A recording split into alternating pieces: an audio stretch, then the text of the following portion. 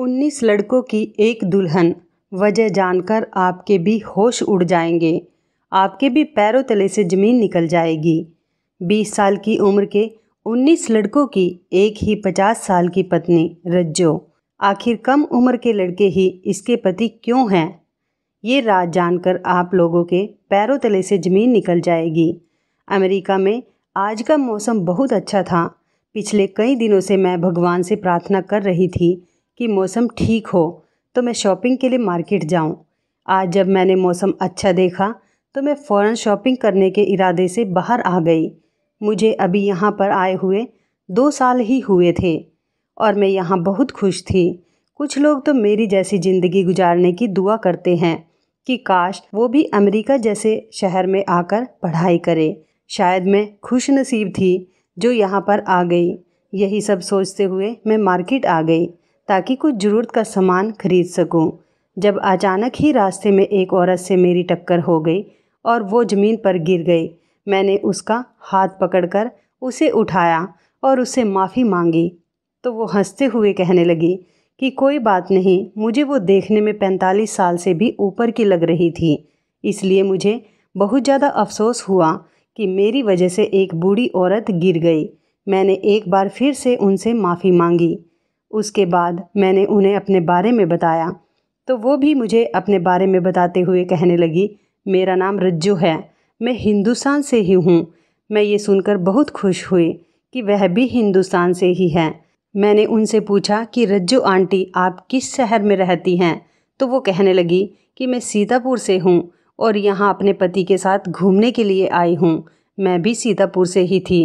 अपने शहर का कोई प्रदेश में मिल जाए तो बहुत ज़्यादा खुशी होती है, इसलिए मुझे उनसे मिलकर बहुत खुशी हुई और मैंने उनसे ये बात कही, मैं यहाँ पास में ही रहती हूँ, कभी आप मुझसे मिलने आइएगा ज़रूर। वो औरत मुस्कुरा कर आगे बढ़ गई और मैं भी मार्केट में चली गई। सामान खरीद कर टैक्सी में बैठे हुए मैंने फिर से रज्जो आंटी को देखा। वो अपने पति का हाथ पकड़कर सड़क पार कर रही थी। मुझे उनके पति को देखकर पता नहीं ऐसा क्यों लगा कि जैसे मैंने उसे कहीं देखा हो। फिर मैंने सोचा कि दोनों मेरे शहर के रहने वाले हैं, हो सकता है मैंने उन्हें कभी वहाँ पर देखा हो। कुछ दिनों बाद फिर से रज्जो आंटी से मुलाकात हो गई। इस बार मेरी दोस्त भी मेरे साथ में ही थी। जब हम वापस आने लगे तो मेरी दोस्त ने हल्के से मेरे कान में कहा, तुमने इस आंटी के पति को देखा है? मैंने उससे कहा, नहीं तो। वो मुझसे कहने लगी, जब तुम देखोगी तो हैरान रह जाओगी, दांतों तले अपनी उंगली दबा लोगी। इस आंटी का पति एक 20 साल का हैंडसम सा लड़का है। ये सुनकर तो मैं वाकई हैरत में पड़ गई। हम अक्सर लोगों के मुंह से ये बात सुनते ही रहते हैं कि किसी लड़की ने बड़े उम्र के मर्द से शादी कर ली, लेकिन बहुत कम ऐसा सुनने को मिलता है कि एक जवान और हैंडसम लड़के ने बड़ी उम्र की औरत से शादी कर ली हो। मैंने सोचा ज़रूर आंटी बहुत पैसे वाली होगी, तभी तो एक जवान और हैंडसम लड़के ने इनसे शादी कर ली। अक्सर जवान लड़के लालच में आकर ही ऐसा कर लेते हैं। खैर, जो भी बात थी, मुझे इस लड़के को देखने की ख्वाहिश हो रही थी जो खुद उस औरत के बेटे की उम्र का था और उसका पति बनकर बैठा था। फिर शायद भगवान ने मेरी यह प्रार्थना सुन ली। एक दिन रास्ते में मुझे रज्जो आंटी मिली। मैंने अपनी ख्वाहिश के हाथों मजबूर होकर उनसे कह दिया कि मैं आपके पति से मिलना चाहती हूँ। आपके पति की मैंने बहुत तारीफ़ सुनी है, सुना है वो आपसे उम्र में बहुत छोटा है। तो वो कहने लगी, हाँ वो मुझसे उम्र में छोटा ही है, लेकिन हम दोनों की पसंद की शादी हुई है। मैंने शौक शौक में उनसे कहा कि आप अपने पति से मुझे नहीं मिलवाएंगी? तो वो हंसते हुए कहने लगी कि क्यों नहीं, मैं अभी उसे फ़ोन करके बुला लेती हूँ। उसने अपने पति को फ़ोन मिलाया और उससे कहा, राज तुम मार्केट में आ जाओ, मेरी दोस्त तुमसे मिलना चाहती हैं।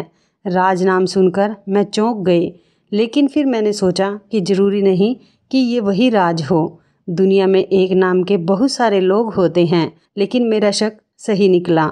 जब मैंने उसे सामने से आते हुए देखा तो वो वही था। उसे रज्जो आंटी के पति के रूप में देखकर मेरे तो पैरों तले से ज़मीन निकल गई। दूसरी तरफ उसने भी मुझे देख लिया था। मुझे देखकर उसके चेहरे का रंग उड़ गया। उसे देखते ही मेरे मुंह से फ़ौरन निकला, राज तुम यहाँ? मेरा नाम शैली है और मैं इस शहर के मशहूर बिजनेसमैन की बेटी हूँ। इसी वजह से मैं बहुत नकचढ़ी थी। मेरे मुंह से जो भी बात निकलती उसे पूरा करना मेरे पिता अपना फ़र्ज समझते थे। मेरे पिताजी का बहुत बड़ा बिजनेस था जो एक शहर से दूसरे शहर तक फैला हुआ था। मेरा एक मुंह बोला भाई भी था जिसे मेरे 6 साल के होने पर गोद लिया गया था, क्योंकि डॉक्टर ने मेरी माँ से कह दिया था कि अब आप संतान पैदा नहीं कर सकती। लेकिन मैं अपने माता पिता से जिद करती कि मुझे अपना भाई या बहन चाहिए। मेरी जिद पूरी करने के लिए माँ ने अपनी बहन का बेटा गोद ले लिया। मेरे पिता इस बात से बहुत ज़्यादा नाराज़ हुए।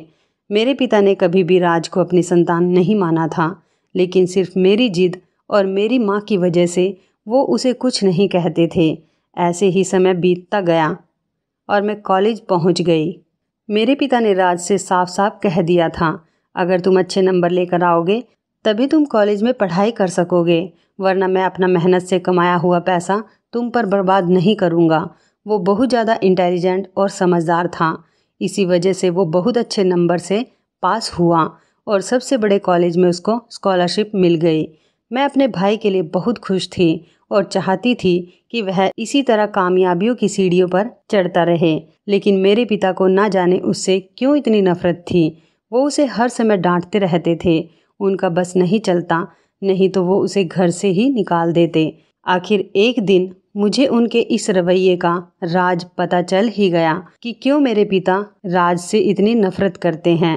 एक दिन राज ने जब अपने दोस्त को पार्टी देने के लिए माँ से पैसे मांगे तो उसे पैसे मांगते हुए पिताजी ने सुन लिया था और अब वो इस बात को लेकर माँ से झगड़ा कर रहे थे। मेरे पिताजी माँ पर ज़ोर ज़ोर से चिल्ला रहे थे। वह कह रहे थे कि अपने भांजे को मेरी बेटी की जायदाद में हिस्सेदार बनाकर ले आई हो। मुझे ये बात बिल्कुल अच्छी नहीं लगती। माँ ने भी चीख कर उन्हें जवाब दिया, अगर आपको राज से इतनी ही परेशानी है तो अपने हिस्से की जायदाद में से 1 रुपया भी उसे मत देना। इस जायदाद में मेरा भी हिस्सा है, इस पर मेरा भी हक है। अपनी दौलत और जायदाद पर मेरा भी हिस्सा है। मेरी मर्जी, मैं अपनी दौलत जिसके भी नाम करूं। माँ और पिताजी की आवाज़ सुनकर मैं अंदर कमरे में गई। राज बेचारा एक तरफ मुंह लटकाए हुए खड़ा था और मेरे माता पिता झगड़ा कर रहे थे। इस समय उसकी उम्र 18 साल थी। मुझे उन पर बहुत तरस आ रहा था।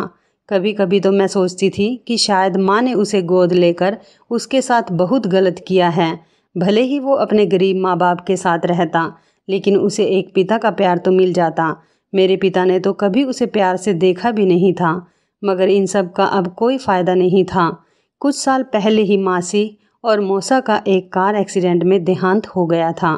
मैंने अपने पिता से कहा कि आप बेकार में ही माँ से लड़ रहे हैं। राज कोई पराया नहीं है, मेरा अपना भाई है। उसका भी इस जायदाद में बराबर का हिस्सा है। अगर आप उसे कुछ नहीं देंगे तो मैं दे दूंगी।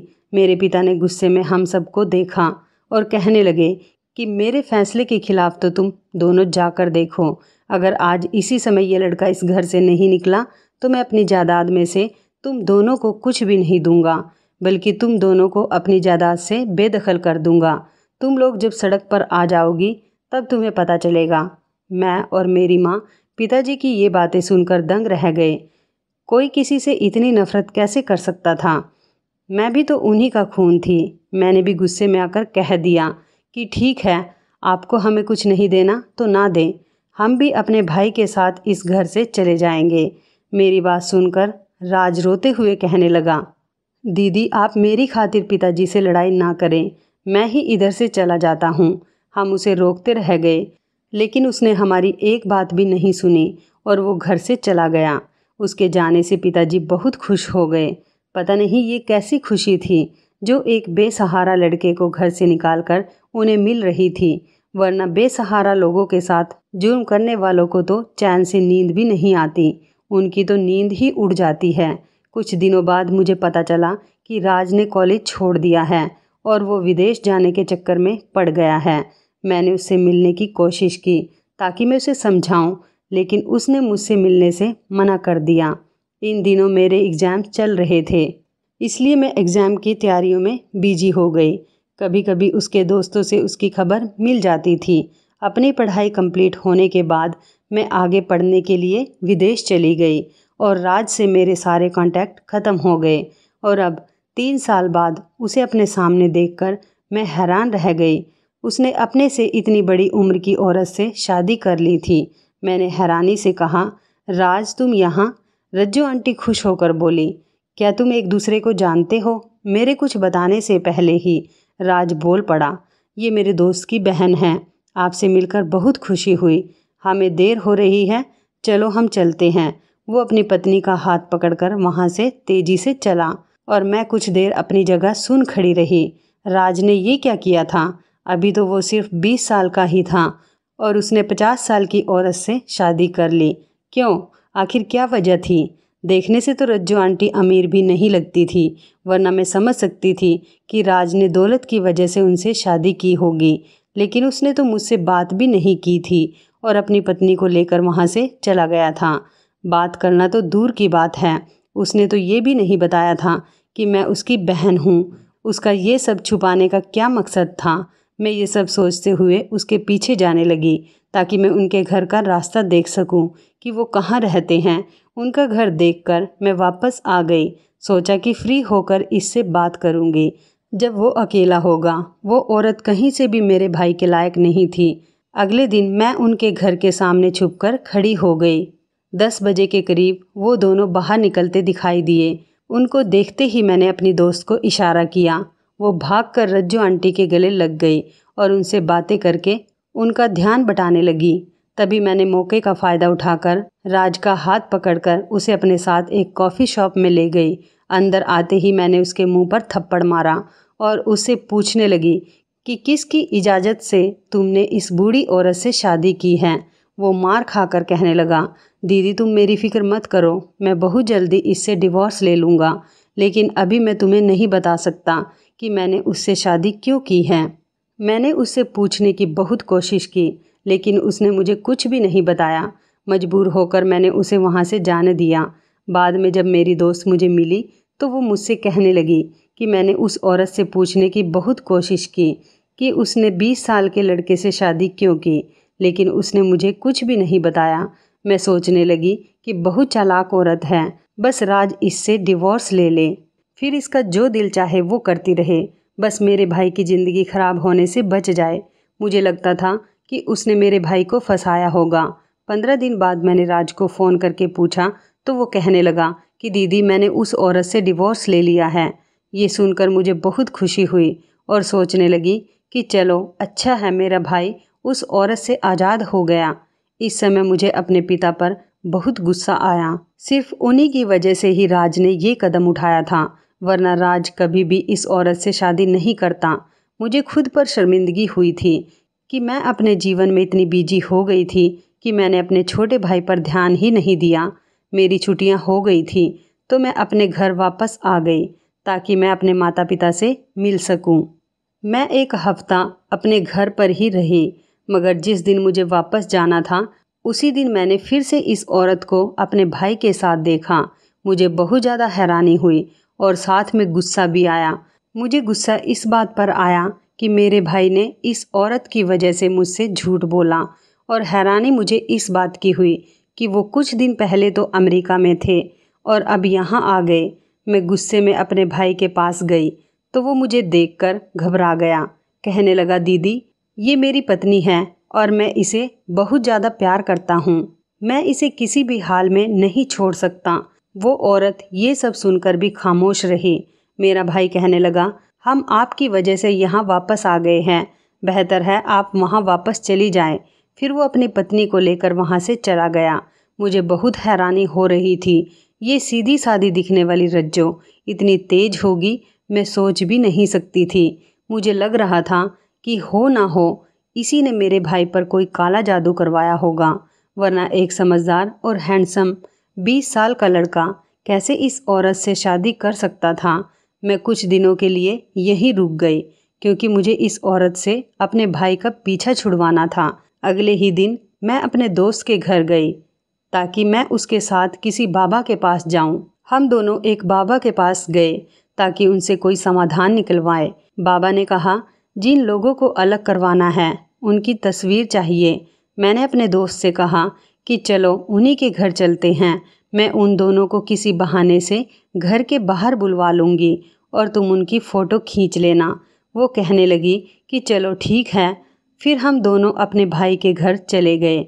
मैंने ज़ोर ज़ोर से दरवाज़ा बजाया और तेज़ आवाज़ में उन दोनों को बाहर बुलाया। मेरी आवाज़ सुनकर वो दोनों बाहर आ गए। फिर मैंने अपने भाई से लड़ना शुरू कर दिया ताकि इतनी देर में मेरी दोस्त उन दोनों की फ़ोटो खींच ले। कुछ देर लड़कर मैं अपनी दोस्त के पास वापस आ गई। फिर मैंने अपने दोस्त से पूछा कि तुमने उनकी फ़ोटो खींच ली। मेरे दोस्त जैसे अपने ख्यालों में ही गुम थी। मैंने उसको पकड़कर हिलाया तो वो होश में आई। मैंने फिर उससे पूछा कि तुमने फ़ोटो खींच ली? तो वो कहने लगी नहीं, मैंने फ़ोटो नहीं खींची। मुझे उस पर गुस्सा आया और मैं कहने लगी कि तुमने फ़ोटो क्यों नहीं खींची? तब वह मुझसे कहने लगी कि ये कोई जादू वादू का चक्कर नहीं है। ये जो रज्जो है इसका काम ही यही है कि वो 20 साल के लड़कों से शादी करती है। शायद तुम नहीं जानती कि इसने अब तक कितने लड़कों से शादी की है। अब उसने तुम्हारे भाई से शादी कर ली है। अपने दोस्त के मुंह से ये सब बातें सुनकर मेरी आंखें खुली की खुली रह गई। ये सब क्या कह रही थी? मैंने पूछा कि ये सब तुम्हें कैसे पता चला? ये औरत कौन है और इसकी सच्चाई क्या है? तो वो कहने लगी कुछ साल पहले मेरा कजन भी इसके चक्कर में फंस गया था और उससे शादी कर ली थी। फिर पता नहीं कैसे उसकी जान छूटी, लेकिन उसने मुझे एक बार बताया था कि यह रज्जो 20 साल के बहुत से लड़कों से शादी कर चुकी है। मैंने हैरान होकर उससे पूछा कि तुम्हें तो सच पता होगा कि किस वजह से ये उन लड़कों से शादी करती है। क्या ये बहुत अमीर औरत है? मेरी दोस्त कहने लगी कि मुझे इस बारे में कुछ नहीं पता। जितना मुझे मालूम था मैंने तुम्हें बता दिया, और वैसे भी इसको देखकर नहीं लगता कि ये अमीर होगी। इसका घर देखो, कितने छोटे से घर में रहती है। अभी हम दोनों वहीं खड़े होकर बातें कर रहे थे। इतनी देर में रज्जो अपने घर से बाहर निकलती हुई दिखाई दी। वह फ्रूट वाले से फ्रूट खरीद रही थी। उसको देखकर मैंने अपनी दोस्त से कहा कि तुम ठीक कह रही हो, ये कहीं से भी अमीर नहीं लगती। फिर क्या वजह है कि राज ने इससे शादी कर ली? मेरे दोस्त ने कहा कि ऐसा करते हैं, मेरे कजन से ही पूछते हैं, हो सकता है वो तुम्हें कुछ बता दे। यह आइडिया अच्छा था। मैंने दोस्त से कहा कि अपने कजन को फ़ोन करके पता करो कि वो कहाँ पर है। आज की सारी रात मेरी जाग कर ही गुजरी थी। मुझे समझ में नहीं आ रहा कि वह 50 साल की रज्जो मेरे भाई के साथ क्या खेल खेल रही थी। एक तरफ उसको देखकर लगता था कि वो अमीर नहीं है, लेकिन दूसरी तरफ मैं ये भी सोच रही थी कि अगर वो अमीर नहीं होती तो वो अमेरिका कैसे जाती। मैं तो उलझ कर रह गई थी। फिर मैंने सोचा कि हो सकता है कि वो राज के पैसों से अमेरिका गई हो, लेकिन राज के पास भी तो पैसे नहीं थे। अगर उसके पास पैसे होते तो वो अपनी पढ़ाई कंप्लीट करता। अजीब परेशानी थी। मैं बहुत हैरान हो रही थी। खुद ही सवाल करती और खुद ही उन सवालों का जवाब दे रही थी। माँ ने मुझसे पूछा, शैली क्या बात है, तुम वापस भी नहीं गई और अब तुम मुझे बहुत ज़्यादा परेशान लग रही हो। अगर मैं उन्हें राज के बारे में सब बता देती तो वो भी परेशान हो जाती। मैं यही सब कुछ सोचकर मुस्कुराने लगी, क्योंकि मुझे अब अपनी परेशानी का हल मिल गया था। अगर मैं राज को माँ के नाम से ब्लैकमेल करती और उससे कहती कि मैं माँ को सब कुछ बता दूंगी, तो वो उस औरत को छोड़ देता। अगर मैं उसे यह कहकर मजबूर करती तो मुझे पूरी उम्मीद थी कि वो उस बूढ़ी औरत को छोड़ देगा। अगले दिन सुबह उठकर मैं उसके घर के सामने एक पिलर के पीछे छुप गई ताकि वो अकेला बाहर निकले तो मैं उससे कोई बात करूं। थोड़ी देर बाद वो बूढ़ी औरत बाहर निकली और उसके 10 मिनट बाद राज भी बाहर आ गया। मैं भागकर राज के पास गई और उससे कहा, अगर तुम इस औरत को नहीं छोड़ना चाहते तो मत छोड़ो। मैं भी माँ को जाकर सब कुछ बता दूंगी। तुम क्या गुल खिला रहे हो? सोचो उन्हें कितना दुख होगा कि तुमने छुपकर शादी कर ली है, और अगर इस बात का पता चल गया कि तुमने एक बूढ़ी औरत से शादी की है तो वो तो शायद सदमे में ही मर जाएगी। मैं जानती थी कि माँ के नाम से वो ब्लैकमेल हो जाएगा, और ऐसा ही हुआ। वो घबराने लगा और मुझसे कहने लगा, प्लीज़ माँ को कुछ मत बताना। मैंने उनसे कहा कि ठीक है, लेकिन मेरी एक शर्त है कि तुम मुझे सब कुछ सच सच बताओ। फिर तुमने इस औरत से शादी क्यों की है? वो मेरा हाथ पकड़कर कहने लगा कि दीदी, मैं तुम्हें सब कुछ बता दूंगा, लेकिन मुझे थोड़ा सा समय चाहिए। तुम्हारे सारे सवालों का जवाब देने के लिए तैयार हूँ, लेकिन अभी मुझे इसके पीछे जाना होगा। वो मुझे तसल्ली देकर वहाँ से चला गया। इसके बाद मैंने अपनी दोस्त को फ़ोन करके पूछा कि उसके कज़न से बात हुई, तो वो कहने लगी, हाँ मैंने अपने कज़न को घर बुलाया है, तुम भी यहीं पर आ जाओ और फिर उससे बात कर लेना। मैं उसी समय अपने दोस्त के घर चली गई। उसके कज़न की उम्र 21 साल की होगी। मैंने उससे कहा, क्या तुम मुझे अपनी स्टोरी सुनाओगे ताकि मैं अपने भाई को इस चुंगल से बचा सकूं? तो वो कहने लगा कि 3 साल पहले की बात है, जब मैं 19 साल का था, मेरे घर वालों से लड़ाई हो गई थी, तो मैंने गुस्से में एक पार्क में सोना शुरू कर दिया। मेरे पिताजी गरीब आदमी थे और मैं इस बात पर उनसे लड़ रहा था कि मुझे पढ़ाई नहीं करनी, मुझे विदेश में जाकर कोई काम करना है। मैं उनसे कह रहा था कि वह अपना घर बेचकर मुझे विदेश में भेज दे, लेकिन पिताजी मेरी बात मानने को तैयार ही नहीं थे। वो कह रहे थे, मैं तुम्हारे लिए अपना घर क्यों बेचूं? इसी बात को लेकर मेरी रोज़ उनसे लड़ाई होती थी। इसी वजह से मैंने घर छोड़ दिया, क्योंकि मैं किसी भी सूरत में विदेश जाना चाहता था। फिर किसी ने मेरी मुलाकात रज्जो से करवाई। वो मुझसे कहने लगी कि मैं तुम्हारी शर्त पूरी कर दूंगी, मैं तुम्हें विदेश भेज दूंगी, लेकिन तुम्हें मेरी एक बात माननी पड़ेगी। जब मैंने उससे बात पूछी तो उसने मुझसे कहा कि तुम्हें मुझसे शादी करनी पड़ेगी। उसकी बात सुनकर मैं घबरा गया। क्या शादी? मगर वो कहने लगी कि घबराने की कोई ज़रूरत नहीं है, बस 2-3 महीने की बात है, फिर हमारा डिवोर्स हो जाएगा। मैं भी विदेश जाने के लालच में उसकी बात मान गया और मैंने उससे शादी के लिए हाँ कर दी। शादी के बाद ही वो मुझे विदेश लेकर चली गई, तो मुझे उसकी बात पर यकीन आ गया। वो मुझसे कहने लगी कि अब तुम्हें यहीं रहना है, मगर इससे पहले तुम मेरे साथ एक बार हिंदुस्तान चलो, क्योंकि हमारी शादी वहीं हुई थी, तो हमारा डिवोर्स भी वहीं पर होगा। मुझे डिवोर्स देकर तुम अकेले वापस आ जाना। मैं उसकी बातों में आकर वहाँ से वापस आ गया। इस बात का मेरे घर वालों को भी पता चल गया था कि मैंने शादी कर ली है, लेकिन मैंने उन सब को समझा दिया कि मैं बहुत जल्दी उससे डिवोर्स ले लूँगा। जिस दिन हमें कोर्ट में जाकर डिवोर्स का केस फाइल करना था, उस दिन अचानक से मैंने उसको किसी से बातें करते हुए सुना। वो कह रही थी कि खाना तैयार है ना? अब मेरा इस लड़के से दिल भर गया है, अब मैं दूसरा शिकार फंसाऊंगी। मैं 1 घंटे बाद इसे अपने साथ लेकर आऊंगी। तुम पीछे से उसके सिर पर वार करके उसे बेहोश कर देना, फिर इसे तहखाने में हमेशा हमेशा के लिए बंद कर देना। वो ये सब बातें मेरे बारे में कर रही थी। ये सुनकर मेरे ऊपर आसमान गिर पड़ा और मैं जल्दी से वहाँ से निकलकर भाग गया। मैंने अपने घर आकर ही चैन की सांस ली। फिर उसके बाद मुझे उसके बारे में कुछ भी पता नहीं चला। लेकिन अगर तुम्हारे भाई ने उस औरत से शादी कर ली है, तो वो बहुत बुरा फंसने वाला है। उसकी ज़िंदगी खतरे में है। अपने दोस्त के कज़न के मुंह से ये सारी कहानी सुनकर मुझे लगा था कि मेरे पैरों तले से ज़मीन खिसक गई है। कुछ देर पहले ही राज उस औरत के साथ गया था। अगर मेरे भाई को कुछ हो गया तो मैं माँ को क्या जवाब दूंगी? मैंने दोस्त के कज़न से पूछा, क्या तुम्हें उस जगह का एड्रेस पता है जहाँ वो तुम्हें ले जाने वाली थी? उसने नामे सिर हिलाया कि मुझे उस जगह का पता नहीं मालूम है।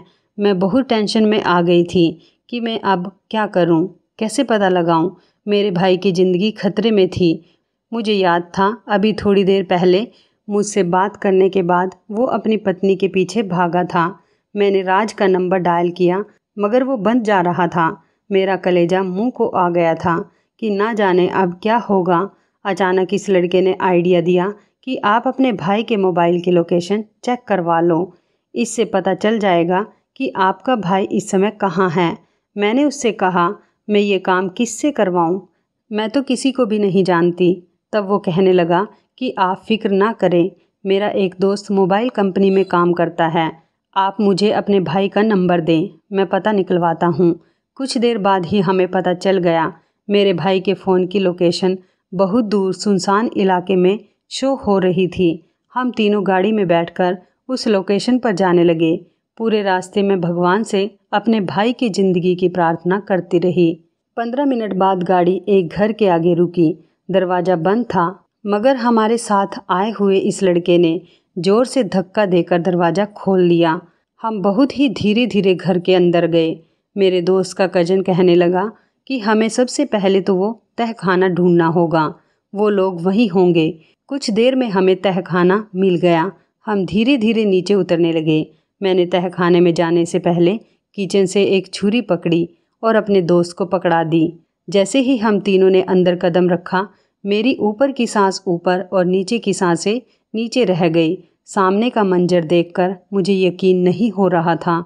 हमने देखा कि वो औरत रज्जो कुर्सी से बंधी हुई थी और उसके सामने राज टांग पर टांग रखकर बैठा हुआ था। हमें देखकर वह घबरा गया और उठकर खड़ा हुआ।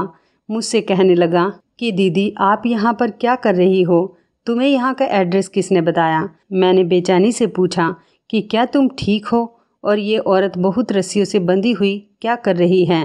राज कहने लगा कि दीदी, तुम परेशान मत हो, मैं तुम्हें सब कुछ बताता हूँ कि यह औरत यहाँ कैसे है। हम तीनों बैठ गए। राज कहने लगा, जब पिताजी ने मुझे घर से निकाल दिया तो मेरा एक दोस्त मुझे अपने घर ले गया। मेरे इस दोस्त का भाई कुछ अरसे से लापता था। मैंने जब उसके भाई के बारे में पूछा तो उसने मुझे बताया कि एक बड़ी उम्र की औरत ने उससे शादी की थी और फिर उसका कुछ पता ही नहीं चला। वो कहाँ है? मैं अपने इस दोस्त की मदद करना चाहता था, इसलिए मैंने इस औरत की सारी इन्फॉर्मेशन निकलवा ली। तब मुझे पता चला कि वो सिर्फ 20 साल के लड़कों से ही शादी करती है। नौजवान लड़कों को विदेश जाने का लालच देकर उनको कैद कर लेती है। मुझे पूरा यकीन था कि मेरे दोस्त का भाई इसी के पास होगा। मेरे दोस्त ने मेरा उस वक्त बहुत साथ दिया था जब मेरे पिताजी ने मुझे घर से बेदखल कर दिया था। मैंने उसकी मदद करने का फ़ैसला कर लिया था और पूरी प्लानिंग करके इस औरत के करीब आया। यह हमेशा गरीब लड़कों को ही फंसाती थी, जिनकी आंखों में अपने फ्यूचर के सपने होते थे। ये उनको उनके सपने पूरे करने का लालच देकर अपने काबू में कर लेती है। मैंने खुद को इसके काबू में दे दिया ताकि इसे ऐसा लगे कि अब ये जो मेरे साथ चाहे वो कर सकती है। इसलिए ये आज मुझे यहाँ लेकर आई थी, मगर मुझे तो इसकी नीयत पहले से ही पता थी, इसलिए मैं पहले से ही तैयार था। बजाय इसके ये मुझे कैद करती, मैंने इसे कैद कर लिया और रस्सियों से बांध दिया। अभी मैं इससे पूछताछ कर ही रहा था तो मालूम हुआ कि इसका पूरा ग्रुप है। ये नए उम्र के लड़कों को फंसाती है और जब इसका दिल भर जाता है तो ये उनको अमीर और बूढ़ी औरतों को बेच देती है जो इसकी तरह दिमागी बीमार होती हैं। मैं तो बस इससे इनकी सच्चाई जानने वाला था, इसलिए आपसे मैंने कुछ समय मांगा था। सारी सच्चाई सुनकर मैंने अपने भाई से कहा कि तुम पुलिस को फ़ोन करो, वो खुद ही इससे बाकी लड़कों के बारे में उगलवा लेगी। थोड़ी देर बाद पुलिस आकर उसे ले गई और उसकी बताई हुई जगह पर छापा मारकर सब लड़कों को रिहा करवा दिया। लड़कों में राज के दोस्त का भाई भी था। यह खबर हर तरफ फैल गई थी कि मेरे भाई राज ने अपनी जान पर खेलकर एक दिमागी बीमार औरत और उसके खतरनाक गिरोह को पकड़वाया है। उसे पुलिस की तरफ से भी अच्छा इनाम मिला था। वो पूरे शहर में मशहूर हो गया था। मैंने अपने पिता से कहा कि देखिए, जिस लड़के को आपने कम समझा था वो पूरे शहर में मशहूर हो गया है और अब सब लोग उसको इज्जत दे रहे हैं। मैं अपनी पढ़ाई पूरी करने के लिए बाहर चली गई और राज ने अपना काम शुरू कर लिया। 6 सालों में उसने वो जगह हासिल कर ली थी जिसको हासिल करने के लिए मेरे पिताजी जैसे लोगों को पूरी उम्र लग जाती है। तो इस कहानी के बारे में आपकी क्या राय है, कमेंट करके ज़रूर बताइएगा। दोस्तों, आपको हमारी ये मज़ेदार कहानी कैसी लगी, आप हमें कमेंट बॉक्स में ज़रूर बताएं। यदि आपके पास भी ऐसी कोई प्यारी सी कहानी है या फिर ऐसी कोई कहानी जिससे कुछ शिक्षा मिले तो आप हमारे साथ उसको ज़रूर शेयर करें। दोस्तों, यदि आपको हमारी ये वीडियो अच्छी लगे तो आप हमारी इस वीडियो को लाइक शेयर ज़रूर करें और ऐसी ही दिल को छू लेने वाली प्रेरणादायक कहानियाँ सुनने के लिए हमारे चैनल को भी सब्सक्राइब करें। यदि आप हमें फेसबुक पर देख रहे हैं तो आप हमारे फेसबुक पेज को लाइक और फॉलो ज़रूर करें। तो दोस्तों, फिर मिलते हैं ऐसे ही ज़बरदस्त कहानी या टिप्स के साथ नई वीडियो में। तब तक के लिए आप सभी का धन्यवाद। आप सभी अपना ख्याल रखना। आपका दिन शुभ व मंगलमय हो।